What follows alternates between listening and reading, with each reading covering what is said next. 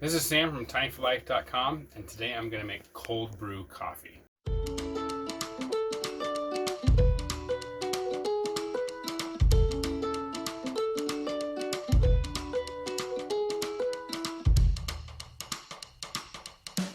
Cold brew coffee is not brewed with hot water, it's brewed with cold water.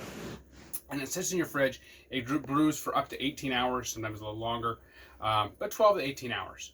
The advantage of that is you get a more dense flavor, more flavorful coffee. You'll go places and you'll say, "Can I have a cold brew coffee?" And it'll be hot coffee. They pour it in a pitcher and put it in the fridge. It's not as good. Hot coffee is a quick brew through hot water, but you don't get as much depth of flavor. So you'll really notice the difference. What you'll see is we're going to show you how we make our cold brew coffee.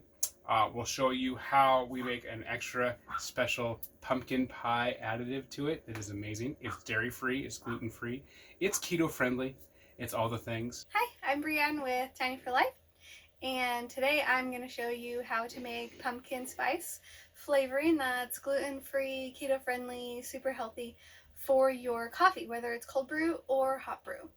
We had something like this at a local coffee shop, but it's a seasonal thing that they have, and we want to have it year-round because it's Sam's favorite and it's amazingly delicious in coffee. So here we go. I take a whole can of 100% pure pumpkin. I know that squash is not usually keto friendly. Okay, so for every half cup you have about 7 grams of carbs minus the fiber. So, but we're only going to be putting in about 2 tablespoons, so you're really only going to get like maybe 2 grams of carbs total, but it also has some protein, calcium, iron, potassium. Anyways, super healthy and delicious, the real thing, no artificial flavoring. So we're going to start with this. I put a whole can of pumpkin into the bowl. So we've got our pumpkin. Next we're going to add some vanilla. I like to do a teaspoon of vanilla in there, just to bump up the flavor a little bit of the pumpkin. So I pour a teaspoon of vanilla in there. And then I like to add cinnamon and pumpkin pie spice. And you guys, you can totally alter the spices and just try as you go until it gets a really nice strong flavor that you like. Last time I added tons of cinnamon because I thought it tasted better with it in there. So today we're going to start with a whole tablespoon of cinnamon. And last time I started with a teaspoon and I just kept adding more. So we're going to start with a whole tablespoon of cinnamon. We love cinnamon at our house. Then I want to add a tablespoon of pumpkin pie spice. And I know this has more cinnamon in it, but I like a strong flavor because the coffee is already a pretty strong flavor. And you're going to add cream to it as well. So cinnamon is also known as an appetite suppressant, so if you have your coffee with some of this and some heavy cream, it's probably going to fill you up. Okay, so we've got a tablespoon of each of those in there, and I don't need that guy right now. We're going to stir this in. It gets kind of powdery. It's a nice real dark color, and I know I've got probably enough spices in there. That is looking real good. Smells amazing. Pumpkin with cinnamon.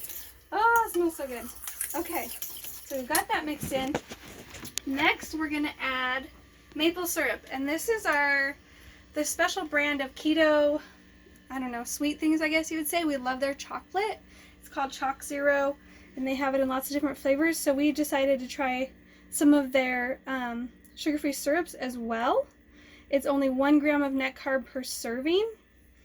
1 tablespoon is only 32 calories. There's no preservatives, no sugar alcohols. It's amazing. So it's just liquid vegetable fiber, natural maple flavor, monk fruit, and caramel color. So you can also just use regular maple syrup if you don't have anything like this on hand, if you're not doing keto. Because I have made it with regular maple syrup before. And it's honestly not that much. I only use a couple tablespoons. Usually about 2 tablespoons per can, but you can sweeten it to the level that you prefer. You know, it's totally customizable. This is just what we do. So I put about 2 tablespoons of that in there and stir it up. 1, and there's 2. That'll sweeten up your pumpkin a little bit and bring out a little more of the pumpkin flavor, the pumpkin pie flavor, pumpkin spice flavor that you're used to. Heavy on the spice, because that's the way I like it. Okay, we're going to stir everything in real good. And then it's done. You probably want to taste test it at this point to see if you want to add more spices or more sweetener or more vanilla. And you can just make it to your liking. You might even want to add a pinch of salt in there. It just depends on what you like. So next, what I do to store it in the fridge, I put it into a pint-sized canning jar, and we just keep it in the fridge until it runs out. Last time we kept it in there for a month, and it was fine.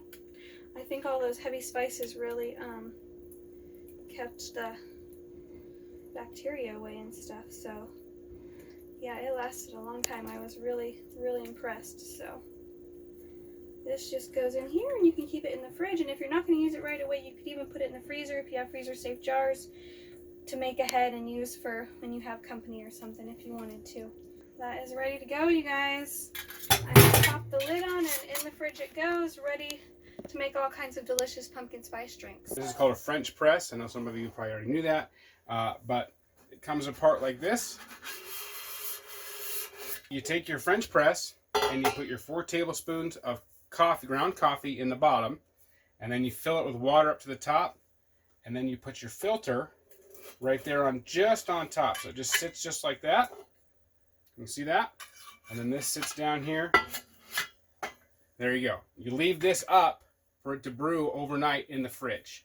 And then the next morning, when you're ready to finally drink your cold brew coffee, so you don't have grounds or anything like that, you push this down, pushes all those coffee grounds to the bottom, and then you go ahead and pour it out here, line up your spout line, and you get cold brew coffee. It's amazing. All right, so what we have here is we have a grinder. This is a handheld grinder I got for Christmas. I'm actually really excited about it. And it takes up a very small amount of space in a tiny house. It comes apart. Here's a little handle right there. Pop that off. Pours the coffee in here. And grinds up in here. And we got some local coffee from some friends here in town. Actually roasted their own coffee. So we're going to, it smells amazing.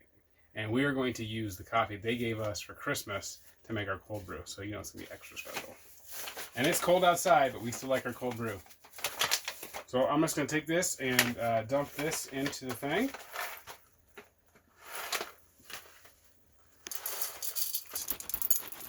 All right, got my coffee in here. Going to grind up in there. A little lid back on. And then we're going to go ahead and grind it.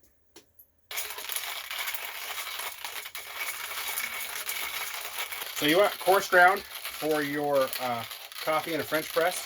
Otherwise, you get like that powder, and it will actually make it through the filter and actually leave your coffee go. All right, so we're pretty much full in there. We're going to put that in there. We'll measure it out. There you go. All right, we're going to go ahead and pull that in.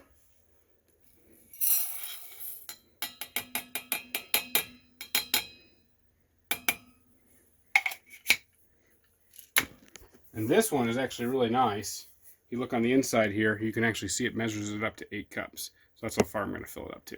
This is actually already filtered as it comes into the house through our water box system. And so this is an extra filtration. So double filtered water. All right, you can see that I'm at my 8 cups.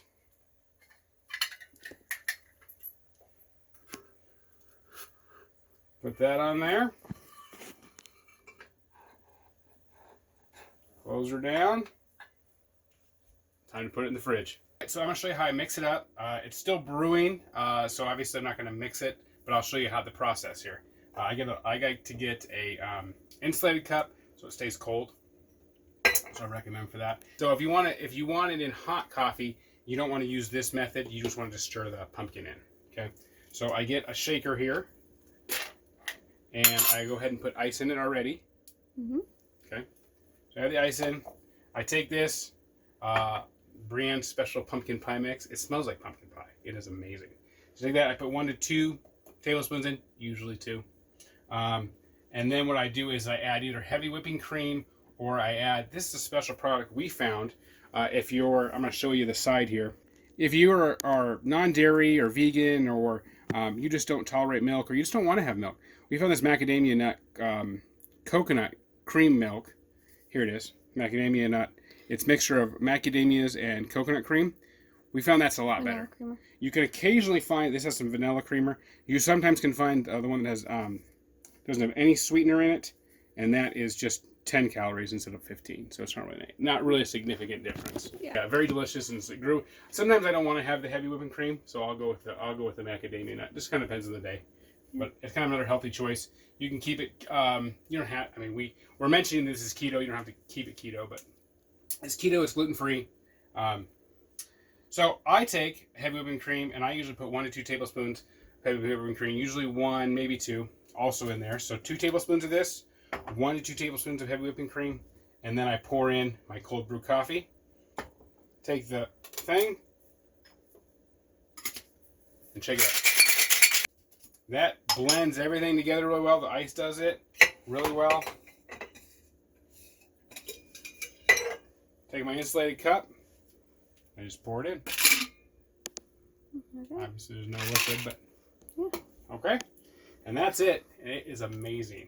And like I said, if you want to do it with hot coffee, just stir it in together. Don't use this; it will get too hot in your hand. It's very cold in my hand right now, so hot coffee would burn my hand. Either if there's room, you can take the ice directly out of there and put it right in your cup, to keep it cold, or you can get fresh ice out of your freezer. Sometimes the cold brew coffee comes out really strong. So sometimes it comes out, you can sometimes find it as a concentrate, and sometimes it'll actually turn into a concentrate if you let it brew too long at your house.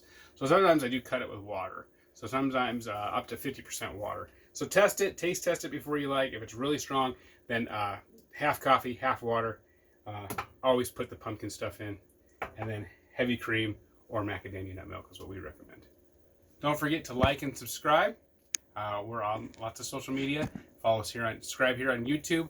Go to our website and subscribe, and we'll send you new content first.